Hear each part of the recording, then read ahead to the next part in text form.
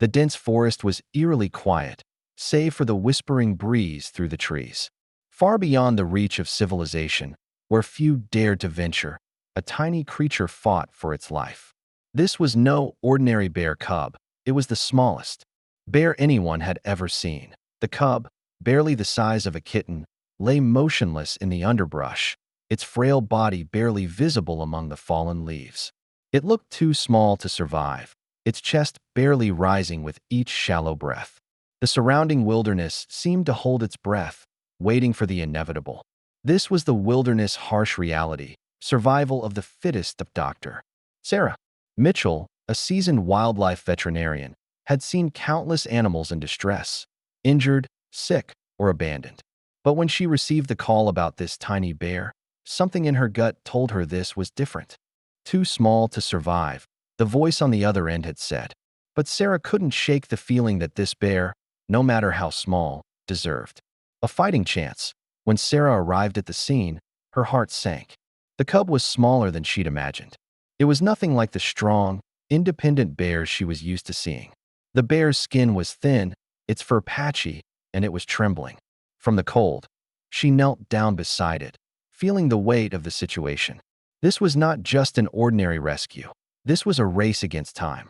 The cub's survival depended on every decision she made. Sarah's hands were steady as she examined the bear cub. She could feel its bones, fragile and weak under its thin skin. "You're a fighter, aren't you?" she whispered softly, though she wasn't sure if the cub could hear her. She wrapped the tiny bear in a warm blanket, gently cradling it in her arms. The cub's tiny eyes fluttered open, meeting hers for the first time. There was fear in its gaze, but there was also something else, a flicker of hope. Sarah wasn't ready to give up yet. She looked around the forest. She knew the challenge ahead of her. The wilderness had no mercy for the weak, but she was determined to give this little bear a chance. Back at the Wildlife Rehabilitation Center, Sarah placed the bear cub on a soft bed, its tiny body still trembling. She checked its vitals. A rapid heartbeat, shallow breathing. The cub's condition was critical. Sarah's thoughts raced, but she had been in situations like this before. She knew that when an animal was this small, every second counted. "I've never seen a cub this small," she muttered to herself. "How did you even make it this far?" Her heart went out to the bear. It wasn't just a case of survival. It was a matter of giving this little creature the strength it needed to live. The odds were stacked against it. Sarah quickly formulated a plan. She needed to warm the cub, stabilize its heartbeat, and start feeding it the right nutrients. But the cub was so underdeveloped, so frail, that even the slightest movement could be too much for its fragile body. "I'm not giving up on you," she whispered. Sarah carefully began the process of gently warming the cub with heat pads and soft blankets. The cub was so weak that it barely responded, but Sarah's experience told her to be patient. This wasn't a sprint, it was a marathon. She administered a special formula designed for orphan wildlife, hoping it would help the cub regain some strength. Every hour, she checked on the cub, her fingers trembling as she adjusted the heat and administered tiny amounts of nutrition. As the hours passed, something miraculous began to happen. The cub's breathing grew steadier. Its eyes opened wider, more alert. It let out a tiny squeak, something between a cry and a growl. As it stretched its limbs, Sarah's heart skipped a beat. It wasn't much, but it was a sign.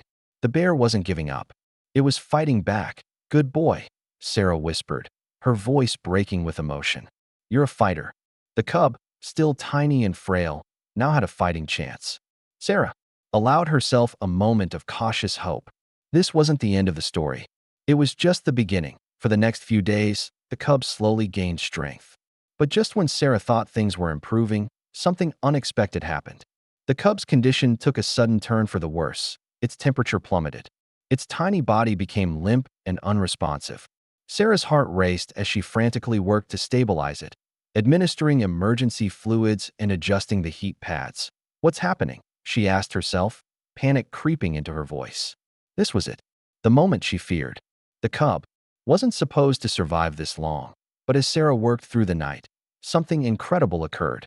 The cub's tiny eyes flickered open, and for the first time, it moved its paw. Slowly, cautiously, it reached out to Sarah, as if asking for help. In that moment, Sarah knew the cub wasn't just surviving.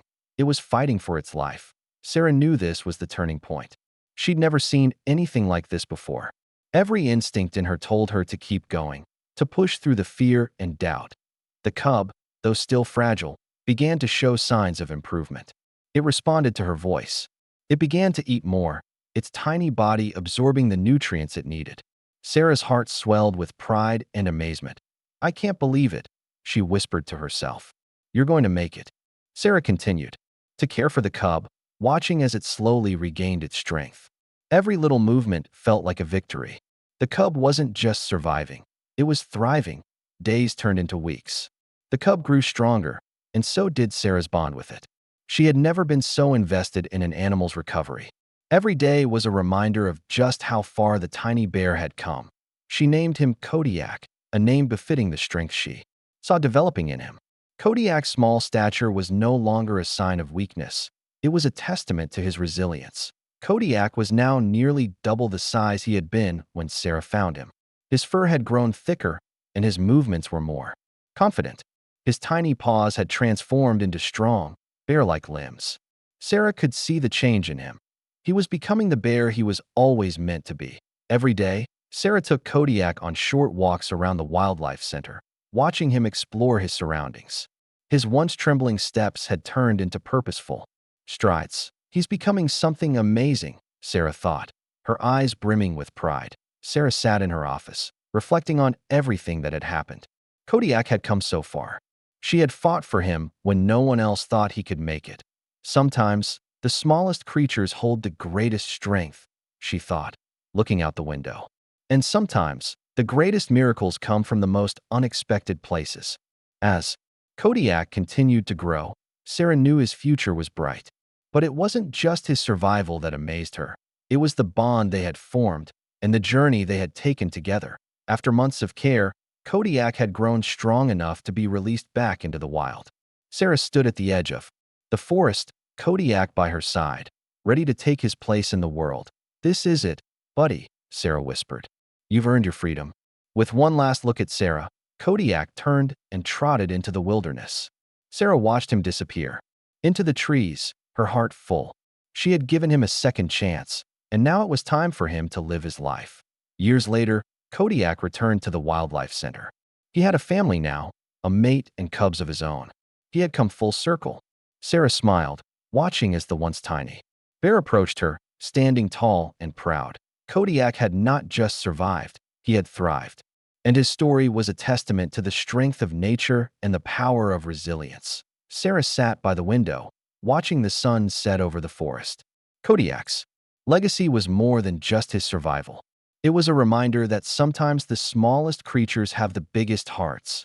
"Thank you for showing me what strength really is," Sarah whispered as she watched Kodiak's family disappear into the trees.